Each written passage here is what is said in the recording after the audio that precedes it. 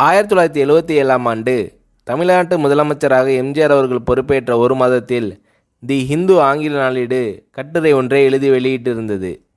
அதில் முதலமைச்சர் பதவி என்பது அதிகாரம் வாய்ந்தது அல்ல, அதிகாரமும் பணபலமும் உள்ள பலரை தினமும் சந்திக்க வேண்டிய ஓர் இடமே தவிர அதிகாரம் குவிந்துள்ள இடமல்ல என்று எம்ஜிஆர் கூறியிருப்பதை பார்த்தால் அவர் முதலமைச்சர் பதவி என்பது எவ்வளவு கடுமையானது என்பதை உணர்ந்திருக்கிறார் என்பதை தெளிவுபடுத்துகிறது. தம்மை முதலமைச்சர் பதவியில் அமர்த்திய மக்கள் சக்தியே தமக்கு எல்லாவிதமான எதிர்ப்புகளிலிருந்தும் கை கொடுக்கும் என்று எதிர்பார்க்கிறார். மக்களிடமிருந்து எந்த கருத்து வந்தாலும் அதை அவர் சீர்தூக்கி ஆராய்ந்து ஏற்பார் என்பது உறுதி.